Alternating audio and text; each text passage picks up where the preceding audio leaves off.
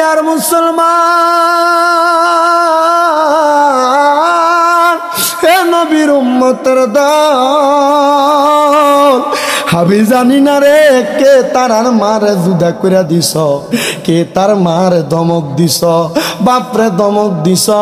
দে যুবক ভাই তোর পা সামনে দে, আমি আমার জিব্বাটা লাগাইয়া তোর পাউডা পরিষ্কার কইরা দিমু।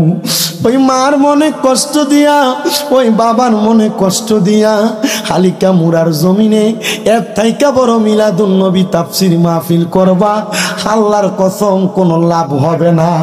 যদি তারারে খুশি করতে পারো রে, তোমার জীবন ধন্য হইয়া যাবে। আমি জানি না রে কারা জানি তারার মা বাবার মনে কষ্ট দিছে। যদি সুযোগ পাও রে, ওয়াদা করো রে, এখান থেকে বাড়িতে যাইয়া মা বাবার পা শুয়া শুয়া মাপ চাইবা। যতক্ষণ পর্যন্ত তোমার মা তোমার বাপ মুখ দিয়া বলছে মাফ করে দিছি, ততক্ষণ পর্যন্ত মা বাবার পাও চাইরো না। কেন জানোনি? মা বাপ যদি মাপ না করে আমার আল্লাহ তোমারে মাফ করবে না। মা বাপ যদি ক্ষমা না করে আল্লাহ তোমারে ক্ষমা করবে না। আমি জানি না সন্তান তোমরা তোমাদের মা বাবার পাশিয়া মাফ চাও কিনা। জানোস রে ও আলিকা মুরার বাবারা, আমি শুধু মা বাবার পাশিয়া মাফ চাই না, আমি মাঝে মাঝে সুযোগ পাইলে আমার মার পায়ে চুমা দেই, আমি সুযোগ পাইলে আমার আব্বার পায়ে চুমা দেই। আমি আমার এলেমের জোর দিয়া ওয়াজ করি না, আমি ওয়াজ করি একমাত্র আমার মা বাবার দোয়ার বরকত দিয়া, আমার মা বাবার দোয়ার বরকত দিয়া। অনেকে চিন্তা করে হুজুর মাফসামু দূরের কথা, আমি 2 ঈদের সময় মা বাবার পাশিয়া সালাম করি না। এ সন্তান, হে নবীর উম্মতের দল, সালাম করো কিনা জানি না। আল্লাহর নবী কই যদি সুযোগ পাও মাঝে মাঝে আম্মা আব্বার কদমের মধ্যে চুমা দিও। কেন জানো? কেন জানো রে বাবা? ওই মা বাপ তোমার জান্নাত, মা বাবার তোমার জাহান্নাম। ওই মা বাবার মনে কষ্ট দিয়া জান্নাতে যাইতে পারবা না, জাহান্নাম অবধারিত। মা বাপরে খুশি করলে জান্নাতে যাইবা, এটাই তোমার নিশ্চিত। ওয়াদা করো না আম্মা আব্বার পায়ে ধরে মাপ চাইবা। কিন্তু অনেক সন্তান চিন্তা করে হুজুর যারার বাড়িতে মা আছে তারা বাড়িতে যাইয়া মার পায়ে ধরে মাপ চাইবো। আমার তো মা নাই, আমি কার পায়ে ধরে মাপ চাইবো? হুজুর যারার বাড়িতে বাবা আছে তারা বাড়িতে যা বাবার পায়ে ধরে মাপ চাইবো। হুজুর আমার তো আব্বা নাই, আমি কার পায়ে ধরে মাপ চাইবো? ও সন্তান বুইলা গেছো, আব্বা ক্ষেতের মধ্যে উঠইয়া হইয়া রোয়া লাগাইতে লাগাইতে আব্বার মাজা ব্যথা হয়ে গেছে। আব্বা কাম করতে করতে আব্বার শরীরটা দুনিয়া গেছে। রাত্রবেলা পাউডারে কাঠের লগে আসারে ওই আব্বা যে কবরে গেছে, কোনোদিন ওই আব্বারে ভালোবাসো এই কথাটা মুখ দিয়া বলছো নি? ভালোবাসি তোমায় বাবা, বুকটা যে যাইছি রে, তোমার কথা হৃদয় মাঝে পড়ছে বারে বারে। বাবা গো ও বাবা, বাবা গো ও বাবা, বাবা তুমি কেমন আছো ছোট মাটির ঘরে, তোমার কথা হৃদয় মাঝে পড়ছে বারে বারে। বাবা গো ও বাবা, বাবা গো ও বাবা, দরজাটা খুলতে খেয়ে যাই ধোকা, বাবা বুঝি বলছে এলে নাকি খোকা। বুকের ভিতরটা লড়ে চড়ে উঠে, সবাই আছে শুধু বাবা নেই, শুধু বাবা নেই। এ যুবক, হে মুরব্বী বাবারা, প্রথম মাইক ধরার সময় প্যান্ডেল যেমন ছিল এমন নাই। এখন আর কারোর মুখের মধ্যে কথা নাই, একটাই মাত্র কারণ, এখানে অনেক সন্তানেরা বসছে। যারা বাপ মা ঈদের দিনে নতুন কোনো জামা কাপড় কিনে নাই, তুমি সন্তানরে আব্বা আম্মা নতুন জামা কাপড় কিনে দিছে, বাবারে যদি প্রশ্ন করতো আপনি যে নতুন কোনো জামা কাপড় পরেন না, বাবা এক বাক্য উত্তর দিত, এখন কি আর আমরা ঈদের বয়স আসেনি? আজ যে তুমি লাখ লাখ টাকার মালিক রে, কিন্তু তুমি তোমার আব্বারে 500 টাকা দিয়ে একটা লুঙ্গি কিনা পরাইতে পারো না। পরাইবা কেমনে বাবা? তোমার আব্বা জান কবরের বাসিন্দা। আল্লাহর নবী এই জন্য বলে ওই ক্রমু সদিকিহিমা, তোমাদের মা বাবার বন্ধু বান্ধব যদি থাকে, মার বয়সী কোনো মুরব্বী মহিলা যদি থাকে, বাপের বয়সী কোনো মুরব্বী পুরুষ যদি থাকে, তোমরা তাদেরকে এদের মতো সম্মান করবা, তাদেরকে তোমার মা বাবার মতো ইজ্জত করবা। যদি করতে পারো আল্লাহ তাআলা তোমার মা বাবার কবরে নাজাত দিবে। সাহাবায়ে কেরাম নবীকে প্রশ্ন করি, ইয়া রাসূলুল্লাহ হাল বাকিয়া মিন বিররি আবওয়াইয়া শাইউন আবার রুহুমা বিহি বাদা মাউতিহিমা। নবী গো, আমার তো মা মরে গেছে, মা বাপ মারা যাওয়ার পরে আমাদের কোনো দায়িত্ব আছে কিনা? আমার নবী কয় নাম, হ্যাঁ দায়িত্ব আছে ইয়া রাসূলুল্লাহ। দায়িত্ব কি? বলে 1 নাম্বার আসসালাতু আলাইহিমা, মা বাপ মারা যাওয়ার পর সন্তানের 1 নাম্বার দায়িত্ব তার মা বাবার জন্য দোয়া করা। কিন্তু আমরার এলাকা এমন ফিতনা দিয়া পড়ে গেছে, জানাজার পরে দোয়া করব দূরের কথা, লাশ লইয়া দূরানি মারে। মিশকাতুল মাসাবিতে হাদিস উল্লেখ, আল্লাহর নবী বলেন ইজা সাল্লাইতুম আলাল মাইয়িতি ফাখলিসু লাহু দুআ। ইজা যখন সাল্লাইতুম তোমরা নামাজ আদায় করো, আলাল মাইয়িতি মৃত ব্যক্তির জন্য, ফাখলিসু দুআ অতঃপর খালেস নিয়তে তার জন্য দোয়া করো। কই নবী তো এই হাদিসে মাটি দেওয়ার পরে দোয়ার কথা কয় নাই, নবী কইছে জানাজার নামাজ পড়ার পরে দোয়া করার জন্য। আল্লাহর দোহাই লাগে, মা বাপ মইরা যাওয়ার পরে তোমার কাছে টাকা পয়সা ধন সম্পদ চায় না, আব্বাজিরা আম্মা আব্বার জন্য একটু খাস করে দোয়া করবা। সাহাবায়ে কেরাম বলে নবী গো আর কি দায়িত্ব? বলে ওয়াল ইস্তিগফারু লাহুমা, আম্মা আব্বার জন্য ক্ষমা প্রার্থনা করা। এখন আবার আরেক গ্রুপ বাইরে হয়ে গেছে, আম্মা আব্বার লাগে হুজুর মোল্লা মুন্সি দাওয়াত দিয়া কোরআন খতম করাইলো, কয় বেদাত, কয় মুন্সিরা পড়ব, তোমার মা বাপের কি লাভ হইব? বেটা জানে না কোরআন খতম কইরা যদি দোয়া করে আল্লাহ তাআলা এই খতমে কোরআনের উসিলায় তার মা বাপরে মাফ করব। বলে সন্তান তুমি নিজে ফললে তো লাভ বেশি, লাভ কম কে কইছে? সন্তান পড়া দোয়া করব, আলেম ওলামারে দিয়ে পড়ানোর কারণ আল্লাহর কসম আপনার এলাকার হুজুরের লোক আমার দেওয়া হয়েছে না। আমরা মনে করবেন যে হয়তো এলাকাত কোরআন খতম টতম নাই, হুজুরে আমার শিখিয়ে দিছে কইবার লাগে, জি না, এগুলো বন্ধ হয়ে গেছে।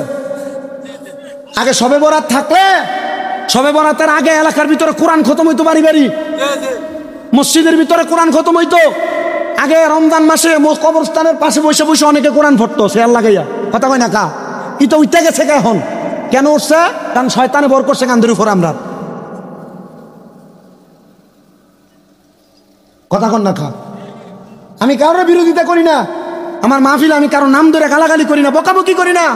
আমার কথা হচ্ছে আপনি কেন মানুষকে দিনের পথ, ইসলামের পথ, আমল আখলাকের পথ থেকে দূরে সরায় রাখতেছে? এত নামাজ পড়ে না, এর মন চাইছে মা বাপের লেগে একটু টান আইছে একটা কোরআন খতম ফরাইবো। কোরআন খতম ফট্টাইয়া হুজুরে এমনি যাই কেমনে মনে করেন না, আত্রা মালিশ করে মাথার ভিতরে, ভাই আমরা দিয়ে তো দোয়া করাইছেন, আপনিও নিজে নামাজ ফিরে করতে দোয়া করেন। এক উক্ত কি ফট্ট নাই কইয়া গেলে কথা কই, এক উক্ত ফট্ট না। আর আল্লাহ চাইলে এক উক্তের জন্য মাফ করে দিব, কারণ আখলি দিনাকা ইয়াকফিকাল আমালুল কলিল, তোমার ইমানকে খাঁটি করো, অল্প আমল নাজাতের জন্য যথেষ্ট হইব। আল্লাহর কাছে পছন্দ হওয়ার জন্য 10 ওয়াক্ত না 1 ওয়াক্ত নামাজ পড়ার মতো ফললে যদি মইরা থাকা, এই 1 ওয়াক্ত দিয়ে আল্লাহ জান্নাত দিবে। কথা কন না কেন? তাহলে ওয়াল ইস্তিগফারু লাহুমা, ক্ষমা প্রার্থনা করা, কোরআন খতম করা, দোয়া দুরুদ পড়া, এগুলার মাধ্যমে আপনি আপনার মা বাবার জন্য দোয়া পড়াইবেন, ক্ষমা প্রার্থনা করবেন। কারণ দোয়া যখন করান 4 দিনা 40 9 দিনা 15 দিনা যখন করে, বাৎসরিক যখন করে, তখন কিন্তু মুনাজাতে কয় আল্লাহ যে ব্যক্তি খানা ফেনার আয়োজন করলো এটার উসিলায় তার মা বাপরে তুমি মাফ করো, তার মা বাবার কবরে জান্নাতি খানা দান করো। আপনার কন এগুলা বলে কি বলে না? যে জাত কয় যে 4 দিন না 40 করা বেদাত, এটি জায়েজ নাই, এটি কিপটার দল, এটি মানুষের খাবাই তো চায় না। সুদ করে না, সুদ খাইবি খাইতে থাক, তবে কবরে গেলে পেটটা ঘরের মতো যাইব গা, হাঁটতে পারবা না। কবরের মধ্যে পেটের মধ্যে তোমার সাপে দংশন করবে, চলতে পারবা না। এই জন্য আপনারা বলেন জান্নাতের সারা বন্ত ঘুরে পান করার জন্য আমাদের সবাইকে এমন হারাম থেকে বেঁচে থাকার দরকার আছে না না? মুসলমান, এবার আছে আরেকটা জান্নাতের পানি। ও নবী গো, সেই পানিটা কোনটা? বলে ওই পানিটা হলো জান্নাতের লাবান, মানে জান্নাতের লাবান, জান্নাতের দুধ। ও নবী, জান্নাতের দুধরা কে পান করবে? বলে জান্নাতের দুধ পান করবে তারা যারা কখনো পরের হক মাইরা খায় নাই। পরের হক কোনটা? আপনার ভাই মারা গেছে, বাতিজার জমি বোঝায়া দেন নাই। আপনার মা বাপ মারা গেছে, বোনের হকটা মাপ দিয়ে দেন নাই। আপনারা কোন এমন জাতের মানুষ আছে না নাই? মা বাপ মারা যাওয়ার পরে বোনের হকটা বুঝাইয়া দেয় না, ভাইয়ের মতো করে চলে। ছোট ভাইয়ের হকটা বুঝাইয়া দেয় না। বড় ভাইয়ের 10টা ফুট, ছোট ভাইয়ের 2টা মাইয়া থাকার কারণে জুলুম করে, তার হকটা তারে বুঝাইয়া দেয় না। ও আপনারে যদি কোনো মানুষের 1 স্তবক জমি তুমি দখল করো, 100টা পরিমাণ জমি দখল করো, তাইলে আল্লাহ তাআলা তোমাকে 7 জমিনের পরিমাণ 7 স্তবক জমি তোমার গর্দানের মধ্যে ঝুলিয়ে দিবে। কবরে যাওয়ার পর গর্দান উঠে দাঁড়াইতে পারবা না। সেই ব্যক্তির জমি খাইলা, তার সামনে তোমার মস্তক অবনত থাকবে। যদি জান্নাতের মধু, জান্নাতের দুধ পান করতে চাও, তাইলে তুমি কোনোদিন পরের হক খাইও না, কাউরে ওজনে কম দিও না, কারোরে মিথ্যা বইলা মাল বেচো না, কারণ অনুমতি ছাড়া গাছের আম জাম চুরি কইরো না, কারণ অনুমতি ছাড়া ক্ষেতের থেকে গাছের নিচে করে মূলা চুরি করো না। আপনারা কোনে মনে যাইতে মার্কা চোর সেচর সোনার বাংলাদেশে আছে না না?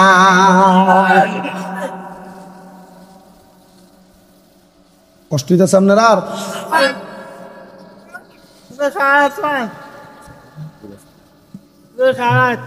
40 মিনিট অলরেডি হয়ে গেছে। কেমনে গেছি কে সময় আমি ডেটার পাইতেছি না। আর আধা ঘন্টা বইবে। রাজি আছেন? তোমরা তো কইবে সারা নাই। আমি কালকা জুমাত বাইর হয়েছি, তাও জুমাতে যাইতে পারতাম না। আমার আম্মা অসুস্থ, আপনারা হয়তো অনেকে সোশ্যাল মিডিয়ায় দেখছেন। আমার আম্মা আজকে 4 মাস অসুস্থ, বিছনায় পড়ে আছে। তবে আলহামদুলিল্লাহ 4 মাসের মাথায় অনেকটা সুস্থ, ও আকারে ধরে ধরে হাঁটে আমার আম্মা। তো আমি আলহামদুলিল্লাহ খেদমত কমতি রাখি নাই, যতটুকু করার দরকার। এখন আপনারা দোয়ায়, আমার এক নরসিংদীর ভক্ত এবিডি আইসে, এবিডি আমার আম্মার খেদমত করছে। এখন আছে হোমনার এক মহিলা, তাও আমার আম্মার খেদমত করতেছে। বরুরার এক ভিডিও আছে, ভিডিও যায় যে আমার আম্মার খেদমত করে থাকে, বাইর থেকে আমার আম্মার খেদমত করে। আমি যদি কই যে আমার আম্মার খেদমত করি না লাগবো, আমি টিহা দিয়ে রাহন লাগতো না। আলহামদুলিল্লাহ, এটা আল্লাহ তাআলা ওই যে ওয়াজ মাহফিল করি এটার বরকতে দিছে। আলহামদুলিল্লাহ, কি কইতেন না জোরে? আমি প্রথম যে 2 মাস আমার আম্মা অসুস্থ ছিল, এটা খাট আর এটা হলো নিচ ফ্লোর। আমার আম্মা খাটে আর আমি ফ্লোরে। রাত্রে ফজরের আগ পর্যন্ত ঘুমাইছি না, আম্মার চোখ যতক্ষণ না লাগে। চোখ লাগছে আর পরে চোখ খাটছে। এই 2 মাস আমার আম্মা যেদিন হসপিটাল প্রথম 3 দিনের দিন, যেদিন আমার আম্মারে আমি বেডের থেকে এভাবে আলগি দিছি, আমার আম্মা চোখের পানি ফালাই দিছে। জিজ্ঞাসি কান্দেন কা? আমার আম্মা তো, আমি তো বুঝি কি লেগে কান্দে, এত ওজন আলগি দিছে আমার আম্মারে লেগে কান্দে। পরে কইছে হেতে তো নিজে, আমি গোসলের পর আমি আমার লুঙ্গিটাও ধুইছি না, আমার আম্মা সুস্থ থাকা অবস্থা আমার আম্মা নিজে ধুইয়া দিছে। তো আমি আম্মারে আলগি দিছি, এই জন্য আম্মা কষ্ট পাইছে। আমি এতটুক দোয়া চাই আপনার কাছে, আপনারা দোয়া করলে আমার মনে হয় আমার আম্মা সুস্থ হয়ে যাবে তাড়াতাড়ি। আমার বহু ওস্তাদ, বহু ভক্তবিন্দুরা মক্কায় যে আল্লাহর কাবা করে গিলাপ ধরে ধরে দোয়া করছে। মদিনা শরীফ রসুলের রওজার সামনে দোয়া করছে। আমার এক ভাই আছে হানিফ ভাই, মদিনা শরীফ মালিশ করে, পরিষ্কার করে রওজাটা। উনি মাঝে মাঝে প্রত্যেক দিন আমার এমনি ফোন দেয়, দিয়ে আমার লেগে দোয়া করে, আমার আম্মার লেগে দোয়া করে। আপনার দোয়া করতেন না? আমি অস্বাভাবিক অবস্থায় কালকে আমার আম্মা, আমি যে আগের দিন মাহফিল করছি ব্রাহ্মণবাড়িয়া, কইরা যে আসছি, আসার পরে যে ফজরের তাও 7টা বাজে মনে আমার চোখ লাগছে, 7টা 7:30 বাজে। তখনও দেখি 7:22 বাজে। তখন আমার আম্মা 12:30 বাজে এই ওয়াকাত দিয়ে ঠেস দিয়ে আমার ডাক দে, কি তারে একজন আমার সরাই দিনা যাচ্ছে ওরস না দি। 12:30 বাজে তাড়াতাড়ি উঠা কোনো রকম পাঞ্জাবি গায়ে দিয়া পাগড়ি পরে দৌড়ে গেছি। জুমা শেষ কইরা, মসজিদের দাওয়াত শেষ কইরা, আবার জুলুসা ছিল কুমিল্লা টাউন হলে, এই জুলুসে গেছি। এখান থেকে আইয়া মসজিদে মিলাদুন্নবীর মাহফিল ছিল, শেষ করছি।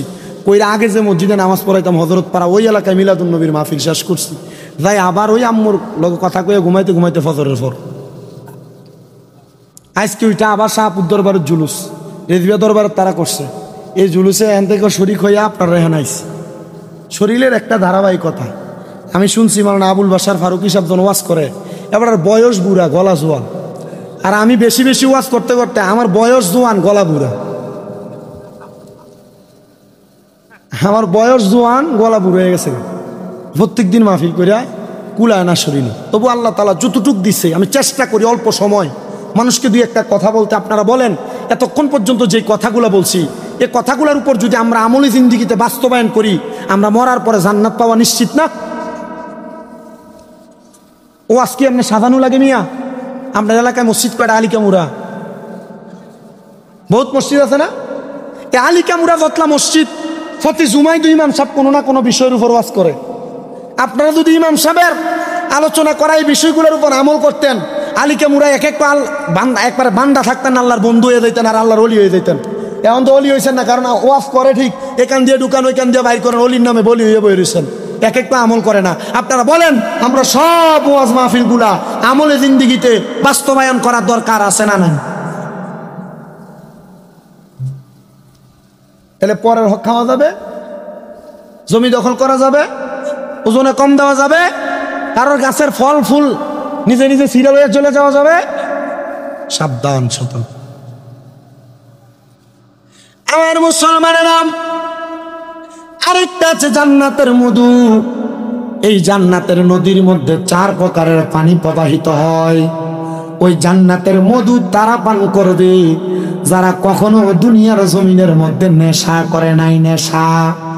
কিন্তু আমাদের এলাকার যুবক এত নষ্ট হয়ে যাচ্ছে। যুবক, এ যুবক ভাই, সিগারেটের মাধ্যমে, গাঞ্জা ইয়াবার মাধ্যমে তুমি তোমার নিজের জীবনটাকে নাশ করে দিতেছ।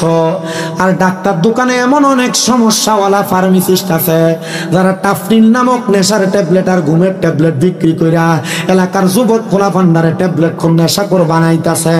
আপনারা বলেন এমন সমাজের মধ্যে খারাপ মানুষ আছে না নাই? এ যুবক ভাই, এ মুরব্বী বাবা, এ আমার এলাকার যুবক ভাইরা, নেশার দিকে যাও না। মনে রাখবা এই নেশা বড় মারাত্মক জিনিস, এটা তোমার জীবনকে নাশ করে দিবে। এই নেশা নামক গজবটা বহু পরিবার নষ্ট করে দিছে, বহু মেয়েদেরকে তালাক প্রাপ্তা বানাইছে। এই নেশার কারণে বহু ছেলে তাদের মার গায়ে হাত তুলছে। এই নেশার কারণে বহু ছেলে তাদের বাবার গায়ে হাত তুলছে। এই নেশার কারণে বহু ছেলেরা চুরি চামারি শিখছে। আল্লাহর দোহাই লাগে রে বাবারা, ওই নেশার কাছে তোমরা যাও না। নেশা করার কারণে তোমার ঈমান বিনষ্ট হয়ে যাবে। আল্লাহর নবী বলেন 3 সময়ে 3 প্রকার ব্যক্তির ঈমান থাকে না। মনে রাখতে হবে 3 সময় 3 প্রকার ব্যক্তির ঈমান থাকে না। 1 নাম্বার, কোন মানুষ যদি নেশা করে, মদ পান করে, গাঞ্জা ইয়াবার মাধ্যমে নেশা করলে, নেশা করে যখন নেশা করে, ওই নেশা করা অবস্থায় ঈমান থাকে না। যতক্ষণ পর্যন্ত সে কালেমা না পড়ে ততক্ষণ পর্যন্ত তার ইমাম তার কাছে ফিরে আসে না। এই জন্য আপনাদেরকে মনে রাখতে হবে যারা নেশা করে তাদের ইমাম থাকে না। তাহলে যারা বেঈমান তার লগে আমার কোনো সম্পর্ক নাই। কিন্তু অন্তর ফোলাফান সম্পর্ক করতে যাইয়া নেশা করতার লগে করে, ইয়াবা করতার লগে করে, ফেন্সিডিল করার ট্যাবলেট করতার লগে করে। কারণ কি? বলে নেশা করে লগে কেন সম্পর্ক করলা? বলে তার লগে এলাকায় যদি একজন লাগে তাহলে সে ফোন করলে 10-12-15টা মোটর সাইকেল লই আইয়ে তারপর কইয়া ঝগড়া করবার লাগা। দেখবেন এক একটা চেহারা গান জুটির মতো দেখা যায়। এই কথা কোন এমনও আছে না নাই? তাহলে নেশা করে ঈমান কি আছে না গেছে? তাহলে নেশা করে সাথে আমাদের কোনো সম্পর্ক? কথা কোন না সম্পর্ক? ফলাপান মুরব্বী যুবক ভাই যারা সিগারেট খায়, সিগারেট, এই ব্যাপারে একটা সতর্কবাণী দিয়ে দেই। ইনশাল্লাহ সিগারেট খানা আশা করি বন্ধ হবে। আমি বহু সিগারেট খুরদের কাছে অবজারভেশন করছি। আপনি চিন্তা করে দেখছেন আমি কি জিনিস লয়ে অবজারভেশন করছি? বহু সিগারেট খুররার লগে অবজারভেশন করছি। আমার লগে দাখিল পরীক্ষা দিয়ে এরপরে পড়ালেখা বন্ধ হয়ে গেছে এমন বহুত যুবক আছে। আমি আমার লগের কয়েকটা যারা সিগারেট খায় এটি শিখাইছি। আমি রাস্তা দিয়ে আসি মাঝে মাঝে, মোটর সাইকেলে থাকলে যদি দেখি যে সিগারেট খায়, এটা আমারে দেখলে মোটর সিগারেটটার এমনি সিপ দিয়ে মোড়ে লইলা। আমি দিয়ে গেলাম তুই সিগারেট খাস কি লেগে, কি মজা ফাস? এটা তো ধোঁয়া, এছাড়া কিছু আছে? আমার একটা উত্তর দিছে, দোস্ত রে দোস্ত, এ সিগারেট খেলে একটা কবুতর খেলে দে শক্তি, একটা সিগারেট খেলে শক্তি। চিন্তা করে দেখছেন, শয়তান তারা খাকরি দিয়ে শয়তান ছুটিতে গেছে গা। তো বললাম তো খাস কেন? আরে কইস না, অমুক একদিন কইছিল একটা টান দিয়ে দেখ কি হইব, একটা টান দিয়ে দেখ কি হইব, কয়ে তোমার দোস্ত যে তোমার সিগারেট ধরাইছে, এরপরে যদি ফেমিকার লগে ঝগড়া হয়, সিগারেটটা ছাড়া তার রাইতে ঘুম হয় না। আরেক জাতের খাচ্চর বেড আইতাছে, যেটি বাথরুমে বইয়ে বইয়ে সিগারেট খায়। কি কথা কন না কা আসিনি? শায়েস্তাগঞ্জ রেল স্টেশন 2017 সাল ডিসেম্বর মাস, আমি ওয়াজ করি তখন থেকে। তো আমি ওয়াশরুমে গেছি, ওয়াশরুম থেকে বাইর হইয়া হওয়ার সময় দেখতেছি যে উপর দিয়ে ধোঁয়া বাইর হয়। হ্যারি প্রথম চিন্তা করছি, মনে মনে আসছে না আগুন টাগুন লাগছে। পরে না বুঝলাম যে বাথরুম হয়তো কেউ সিগারেট খায়। আমি কালকে একটা লোক পাইছি, একটু জিগাই লই। আর আমি দাঁড়ায় রইলাম, বেড়া বাইরে নামলো, কাকা আমি কি সিগারেটটা বাথরুমে ভেবে খাইছেন? হ। আমি বললাম ইয়া এক লোক মা বাদ যদি দেয় খাইতে পারবেন না? না এটা তো ভাবতাম না, তো খান কিনলে দেয় সিগারেট। না কাকা ওই সিগারেটটা খাইলে বাথরুমটা ক্লিয়ার হয়।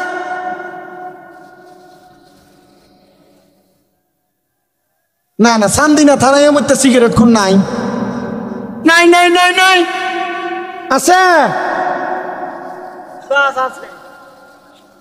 শোনেন, যারা সিগারেট খান, বিড়ি খান, আপনারা শুনেন আল্লাহর নবীজির হাদিস শরীফ। নবী বলেন, তোমরা যদি জাহান্নামী মানুষ দেখতে চাও, তাহলে তোমরা তাদের দিকে তাকাও যাদের মুখের মধ্যে আগুন থাকে, আগুন। আমি জাস্টিফাই করে দেখলাম, দুনিয়াতে আর কারোর মুখে আগুন থাকে না। যারা মুখে সিগারেট লয়ারা হেডির মুখের মধ্যেই আগুন থাকে। তাহলে জাহান্নামী চিনার উপায় পেয়ে গেলাম। বাবা, সিগারেট নামক মারাত্মক জিনিস খেয়ে তুমি আগুনটা মুখে লইয়া জাহান্নামী হইও না। এবার আপনারা বলে, আমরা সবাই এগুলা থেকে বাঁচার দরকার আছে না নাই? মুসলমান ইমানদারেরা, তাহলে কয় সময় কয় ব্যক্তির ইমান থাকে না? ও মা আপনাদের কথা কন না। আমি ওয়াজ বেশিক্ষণ করবো না তো, আমি অল্পই ওয়াজ করবো। আমি এতক্ষণ যে ওয়াজগুলো করছি, আমি কইছি না একটা কোরআনের আয়াত একটা হাদিস। কোরআনের আয়াতটা শেষ, ওয়াজ শেষ। হাদিস পর্যন্ত কইতে গেলে সময় আরো 2 ঘন্টা লাগবে, হাদিস অনেক লম্বা। তাহলে 1 নাম্বার, কোন নেশাখোর যখন নেশা করে তার কি থাকে না? ইমান থাকে না। তাহলে বেঈমানের সাথে আমাদের কোনো সম্পর্ক নাই, তাহলে নেশাখোরের সঙ্গে আমাদের কোনো সম্পর্ক থাকবে না। এবার আসেন 2 নাম্বার, কোন চোর যখন চুরি করে তখন ওই চোরের ইমান থাকে না। আব্বাজিরা ব্যবসা করতে যে মিছা কথা কনে দেয় একটা চুরি। ও বাবা, পরের হক মেরে খাওয়া নই আসে, এটা একটা চুরি। এজন্য কোন চোর যখন চুরি করে তখন তার ইমান থাকে না। যতক্ষণ না সে ইমান আনে ততক্ষণ পর্যন্ত তার ইমান থাকে না। মনে রাখতে হবে, এই জন্য কখনো চুরি করা যাবে না, না বইলা কারো সম্পদ লজ্জর করা যাবে না, লড়ানো যাবে না। আপুজিরা গো, মনে রাখতে হবে এটা আমাদের ইমানের দৌলত। তাহলে চুরি থেকে আমাদের সবাইকে বাঁচার দরকার আছে না নাই? নেশাখোর, চোর। 3 নাম্বার, কোন জিনাখোর যখন জিনা করে, কি করে? কোন জিনাখোর যখন জিনা করে, বউ আছে, অবৈধ সম্পর্ক, বউ থাকার পরেও কোন জিনাখোর যখন জিনা করে, এই জিনা করার কারণে, জিনা করার সময় তার ইমান থাকে না। এ বাবা, এ চান্দিনা আলিকা মুরার বাবারা, এজন্য এই পত্রটাকে আমাদেরকে বাইসা থাকা লাগবে। যতক্ষণ পর্যন্ত কালিমা না পড়ে ততক্ষণ পর্যন্ত তার ইমান তার কাছে ফিরে আসে না। এবার আপনারা বলেন, আমাদের সবাইকে এই 3টা কাজ বর্জন করার দরকার আছে না নাই? তো বলছিলাম আখিরাতের কথা। আখিরাতের মধ্যে আল্লাহ তাআলা জান্নাত দিবে, ওই জান্নাতের নিয়ামতের কথা। এবার আসুন বাবারা, ওই আখিরাতের প্রতি ঈমানের পরে আল্লাহর নবী বলেন, ওয়াল ইয়াউমিল আখিরি ওয়াল কদরি খায়রিহি ওয়া শাররিহি। আরেকটা বিষয় হইল তাকদীরের ভালো এবং মন্দর প্রতি ঈমান আনা। আপনি এলাকার মধ্যে বাস করেন, আপনার ডাইনে একজন বাস করে, আপনার বামে একজন বাস করে। ওয়াল কদরি খাইরিহি ওয়া শাররিহি, তাকদীরের ভালো এবং মন্দের প্রতি ঈমান হইল। আপনি মাসে 300 টাকা কামাই করেন, কিন্তু আপনার ছোট ভাই মাসে 3000 কামাই করে। আবার আপনার আরেক ছোট ভাই বিদেশ যায় মাসে 3 লাখ কামাই করে। আপনি কইতেছেন আল্লাহ তার দিকে তাকায়, তার দিকে তাকায়, আমার দিকে তাকায় না। আল্লাহ তো চাইলে আমারও সম্পদের মালিক বানাইতে পারত। আব্বাজি মনে রাখবা, এমন চিন্তা যখন তোমার ভিতরে আসবে ঈমান দুর্বল হয়ে যাবে। যদি তুমি 300 টাকা কামাই করো বলবা আলহামদুলিল্লাহ, 5000 কামাই করো আলহামদুলিল্লাহ, আর 5 লাখ কামাই করো আলহামদুলিল্লাহ। এবার আপনারা বলেন আল্লাহ আমাদেরকে যতটুকু দান করেছেন আমরা সবাই ততটুকুর উপর সন্তুষ্ট থাকার দরকার আছে না নাই? এ মুসলমান ইমানদার, এ নবীর উম্মতের দল, মিনাল্লাহি তাআলা ওয়াল বাসি বাদাল মাউত। আরেকটা হলো আমার আল্লাহ তাআলা আমাদেরকে মৃত্যুবরণ করার পরে আবার ইন্তেকালের পরে আমাদেরকে উত্তোলন করবে, কবর থেকে বের করবে আমাদের হিসাব নিকাশ করার জন্য। আমাদেরকে সেটার প্রতি ঈমান আনয়ন করা লাগবে। এবার আসেন কেন লাগবে, কেন লাগবে, কেন লাগবে? কারণ আমার আল্লাহ তাআলা আমাদেরকে যে জান্নাত দিবে, জান্নাতের এত নিয়ামত দিবে, এগুলা পাওয়ার জন্য তো যোগ্যতা পাওয়ার দরকার। সাহাবায়ে কেরাম প্রশ্ন করি, ইয়া রাসূলুল্লাহ ওই যোগ্যতাটা কি আপনি বলেন না? আল্লাহর নবী বলে রাদিয়াল্লাহু আনহুম ওয়া রাদু আন, ওই যোগ্যতা হলো আল্লাহকে সন্তুষ্ট করা লাগবে, আর আমার আল্লাহ তোমার প্রতি সন্তুষ্ট হওয়া লাগবে। আল্লাহরে কেমনে সন্তুষ্ট করবা? আল্লাহরে সন্তুষ্ট করার মাধ্যম হলো আল্লাহর নবী বলে রাদার রাব্বি ফি রিদাল ওয়ালিদাইন, আম্মা আব্বার সন্তুষ্ট করলে আমার আল্লাহ তাআলা সন্তুষ্ট হয়ে যায়। এ বাবা, এ নবীর উম্মতের দলেরা, এই জন্য সবাই আম্মা আব্বারে সন্তুষ্ট করবা। আল্লাহর নবী বলে শুধু তাই নয়, রাদিয়াল্লাহু আনহুম ওয়া রাদু আন, যালিকা লিমান খাশিয়া রাব্বা, আর যারা আল্লাহকে সবচাইতে বেশি ভয় করে তারাই আমার আল্লাহ তাআলার ওই জান্নাতে থাকবে। চিন্তা করে দেখছো নি রে, আম্মা আব্বারে সন্তুষ্টি করলে আমার আল্লাহ তাআলা সন্তুষ্টি হয়ে যাবে। কিন্তু আজকের এই আলিকা মুরার মাহফিলে হয়তো এমন অনেক সন্তান বসেছে যারা বউয়ের কথা শুই না মারে ধমক দেয়, বউয়ের কথা শুই না বাবারে বাদ দেয় না, মা বাপরে জুদা করে দিছে। আপনারা বলেন বর্তমান সমাজে এমন কাহিল পরিস্থিতি আছে না না? হে আলিকা মুরার বাবা, কষ্ট দিস না রে, আব্বারে ধমক দিস না রে, তাদেরকে জুদা করিস না রে। তুমি কাম থেকে আসার পরে তোমার বউ তোমার কাছে তোমার মায়ের ব্যাপারে কি যেন বলছি, তুমি যাইয়া তোমার আম্মারে ধমক দাও। সন্তান তোমার পায়ের মধ্যে হাত জোর করে দইরা বলি রে, ওই মারে তুই কষ্ট দিস না।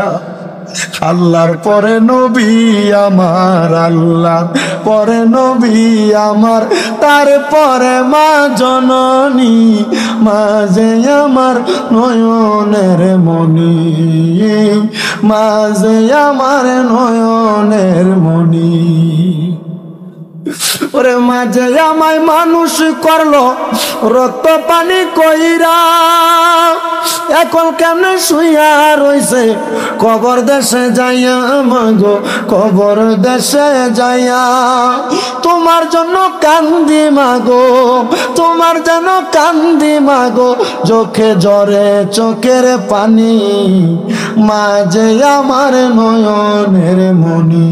বলেন মাঝে আমার, বলেন আল্লাহর পরে নবী আমার, আল্লাহর পরে নবী আমার, তারপরে মা জননী, মাঝে আমার নয়নের মণি। হায়রে মাঝে আমার নয়নের। ওরে 10 মাস 10 দিনে গর্ভে দইরা ধরাই আনলো মা, কেমনে রে সন্তান তুই ওই মার খানা দাও না। ওরে কত সন্তানে মা হারাইয়া, কত সন্তান মা হারাইয়া বুঝে হারাইছে জননী।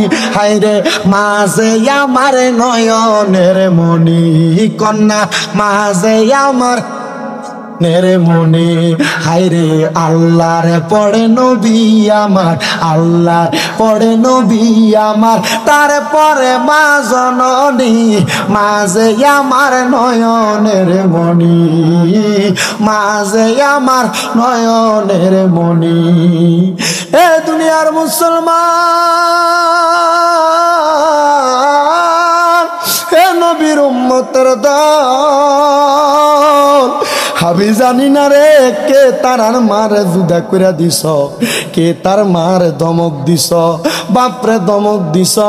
দে যুবক ভাই তোর পা সামনে দে, আমি আমার জিব্বাটা লাগাইয়া তোর পাউডা পরিষ্কার কইরা দিমু। ওই মার মনে কষ্ট দিয়া, ওই বাবার মনে কষ্ট দিয়া হালিকা মুরার জমিনে এর থাইকা বড় মিলাদুন নবী তাফসীর মাহফিল করবা, আল্লাহর কসম কোনো লাভ হবে না। যদি তারারে খুশি করতে পারো রে, তোমার জীবন ধন্য হইয়া যাবে। আমি জানি না রে কারা জানি তারার মা বাবার মনে কষ্ট দিছে। যদি সুযোগ পাও রে, ওয়াদা করো রে, এখান থেকে বাড়িতে যাইয়া মা বাবার পা শুয়া শুয়া মাপ চাইবা। যতক্ষণ পর্যন্ত তোমার মা তোমার বাপ মুখ দিয়া বলছে মাফ করে দিছি, ততক্ষণ পর্যন্ত মা বাবার পাও চাইর না। কেন জানোনি? মা বাপ যদি মাফ না করে, আমার আল্লাহ তোমার মাফ করবে না। মা বাপ যদি ক্ষমা না করে, আল্লাহ তোমারে ক্ষমা করবে না। আমি জানি না সন্তান তোমরা তোমাদের মা বাবার পাশিয়া মাফ চাও কিনা। জানোস রে ও আলিকা মুরার বাবারা, আমি শুধু মা বাবার পাশিয়া মাফ চাই না, আমি মাঝে মাঝে সুযোগ পাইলেই আমার মার পায়ে চুমা দেই, আমি সুযোগ পাইলেই আমার আব্বার পায়ে চুমা দেই। আমি আমার এলেমের জোর দিয়া ওয়াজ করি না, আমি ওয়াজ করি একমাত্র আমার মা বাবার দোয়ার বরকত দিয়া, আমার মা বাবার দোয়ার বরকত দিয়া। অনেকে চিন্তা করে হুজুর মাপসামু দূরের কথা, আমি দুই ঈদের সময় মা বাবার পাশিয়া সালাম করি না। এ সন্তান, হে নবীর উম্মতের দল, সালাম করো কিনা জানি না। আল্লাহর নবী কয় যদি সুযোগ পাও মাঝে মাঝে আম্মা আব্বার কদমের মধ্যে চুমা দিও। কেন জানো? কেন জানো রে বাবা? ওই মা বাপ তোমার জান্নাত, মা বাবার তোমার জাহান্নাম। ওই মা বাবার মনে কষ্ট দিয়া জান্নাতে যাইতে পারবা না, জাহান্নাম অবধারিত। মা বাপরে খুশি করলে জান্নাতে যাইবা, এটাই তোমার নিশ্চিত। ওয়াদা করো না আম্মা আব্বার পায়ে ধরে মাপ চাইবা। কিন্তু অনেক সন্তান চিন্তা করে হুজুর যারার বাড়িতে মা আছে তারা বাড়িতে যাইয়া মার পায়ে ধরে মাপ চাইবো। আমার তো মা নাই, আমি কার পায়ে ধরে মাপ চাইবো? হুজুর যারার বাড়িতে বাবা আছে তারা বাড়িতে যা বাবার পায়ে ধরে মাপ চাইবো। হুজুর আমার তো আব্বা নাই, আমি কার পায়ে ধরে মাপ চাইবো? ও সন্তান বুইলা গেছো, আব্বা ক্ষেতের মধ্যে উঠইয়া হইয়া রোয়া লাগাইতে লাগাইতে আব্বার মাজা ব্যথা হইয়া গেছে। আব্বা কাম করতে করতে আব্বার শরীরটা দুনে গেছে। রাত্রবেলা পাউডারে কাঠের লগে আসারে। ওই আব্বা যে কবরে গেছে, কোনোদিন ওই আব্বারে ভালোবাসো এই কথাটা মুখ দিয়া বলছো নি? ভালোবাসি তোমায় বাবা, বুকটা যে যাইছি রে, তোমার কথা হৃদয় মাঝে পড়ছে বারে বারে। বাবা গো ও বাবা, বাবা গো ও বাবা, বাবা তুমি কেমন আছো ছোট মাটির ঘরে, তোমার কথা হৃদয় মাঝে পড়ছে বারে বারে। বাবা গো ও বাবা, বাবা গো ও বাবা, দরজাটা খুলতে খেয়ে যাই ধোকা, বাবা বুঝি বলছে এলে নাকি খোকা। বুকের ভিতরটা লড়ে চড়ে উঠে, সবাই আছে শুধু বাবা নেই, শুধু বাবা নেই। হে যুবক, হে মুরব্বী বাবারা, প্রথম মাইক ধরার সময় প্যান্ডেল যেমন ছিল এমন নাই। এখন আর কারোর মুখের মধ্যে কথা নাই, একটাই মাত্র কারণ, এখানে অনেক সন্তানেরা বসছে যারা বাপ মা ঈদের দিনে নতুন কোনো জামা কাপড় কিনে নাই। তুমি সন্তানরে আব্বা আম্মা নতুন জামা কাপড় কিনে দিছে। বাবারে যদি প্রশ্ন করতো আপনি যে নতুন কোনো জামা কাপড় পরেন না, বাবা এক বাক্য উত্তর দিত, এখন কি আর আমরা ঈদের বয়স আসেনি? আজকে তুমি লাখ লাখ টাকার মালিক রে, কিন্তু তুমি তোমার আব্বারে 500 টাকা দিয়ে একটা লুঙ্গি কিনা পরাইতে পারো না। পরাইবা কেমনে বাবা? তোমার আব্বা জান কবরের বাসিন্দা। আল্লাহর নবী এই জন্য বলে ওয়াইকরামু সাদিকিহিমা, তোমাদের মা বাবার বন্ধু বান্ধব যদি থাকে, মার বয়সী কোনো মুরব্বী মহিলা যদি থাকে, বাপের বয়সী কোনো মুরব্বী পুরুষ যদি থাকে, তোমরা তাদেরকে এদের মতো সম্মান করবা, তাদেরকে তোমার মা বাবার মতো ইজ্জত করবা। যদি করতে পারো আল্লাহ তাআলা তোমার মা বাবার কবরে নাজাত দিবে। সাহাবায়ে কেরাম নবীকে প্রশ্ন করি, ইয়া রাসূলুল্লাহ, হাল বাকিয়া মিন বিররি আবওয়াইয়া শাইউন আবার রুহুমা বিহি বাদা মাউতিহিমা। নবী গো, আমার তো মা মরে গেছে, মা বাপ মারা যাওয়ার পরে আমাদের কোনো দায়িত্ব আছে কিনা? আমার নবী কয় নাম, হ্যাঁ দায়িত্ব আছে ইয়া রাসূলুল্লাহ। দায়িত্ব কি? বলে 1 নাম্বার আসসালাতু আলাইহিমা, মা বাপ মারা যাওয়ার পর সন্তানের 1 নাম্বার দায়িত্ব তার মা বাবার জন্য দোয়া করা। কিন্তু আমরার এলাকা এমন ফিতনা দিয়া পড়ে গেছে, জানাজার পরে দোয়া করব দূরের কথা, লাশ লইয়া দূরানি মারে। মিশকাতুল মাসাবিতে হাদিসুল লাক, আল্লাহর নবী বলেন ইজা সাল্লাইতুম আলাল মাইয়িতি ফাখলিসু লাহুদ দুআ। ইজা যখন সাল্লাইতুম তোমরা নামাজ আদায় করো, আলাল মাইয়িতি মৃত ব্যক্তির জন্য, ফাখলিসুদ দুআ অতঃপর খালেস নিয়তে তার জন্য দোয়া করো। কই নবী তো এই হাদিসে মাটি দেওয়ার পরে দোয়ার কথা কয় নাই। নবী কইছে জানাজার নামাজ পড়ার পরে দোয়া করার জন্য। আল্লাহর দোহাই লাগে, মা বাপ মইরা যাওয়ার পরে তোমার কাছে টাকা পয়সা ধন সম্পদ চায় না, আব্বাজিরা আম্মা আব্বার জন্য একটু খাস করে দোয়া করবা। সাহাবায়ে কেরাম বলে নবী গো আর কি দায়িত্ব? বলে ওয়াল ইস্তিগফারু লাহুমা, আম্মা আব্বার জন্য ক্ষমা প্রার্থনা করা।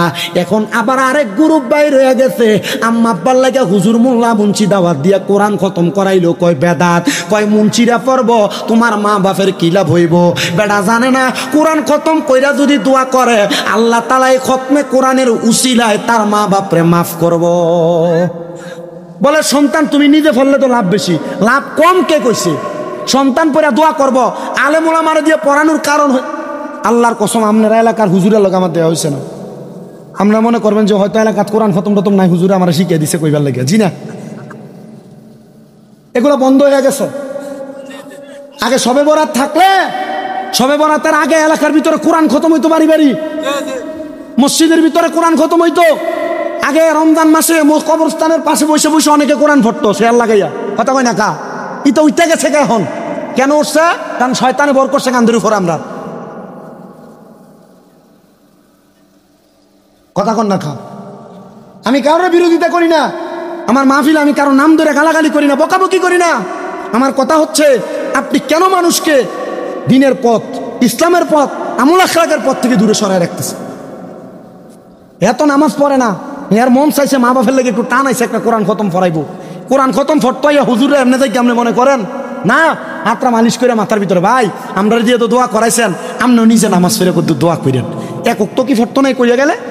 কথা কেন এক উক্ত ফটতো না? আর আল্লাহ চাইলে এক উক্তের জন্য মাফ করে দিব, কারণ আসলি দিনাকা ইয়াকফিকাল আমালুল কলিল, তোমার ইমানকে খাঁটি করো, অল্প আমল নাজাতের জন্য যথেষ্ট হইব। আল্লাহর কাছে পছন্দ হওয়ার জন্য 10 ওয়াক্ত না 1 ওয়াক্ত নামাজ পড়ার মতো পড়লে যদি মইরা থাকা, এই 1 ওয়াক্ত দিয়ে আল্লাহ জান্নাত দিবে। কথা কন না কেন? এলো ওয়াল ইস্তিগফারু লাহুমা, ক্ষমা প্রার্থনা করা, কোরআন খতম করা, দোয়া দুরুদ পড়া, এগুলার মাধ্যমে আপনি আপনার মা বাবার জন্য দোয়া পড়াইবেন, ক্ষমা প্রার্থনা করবেন।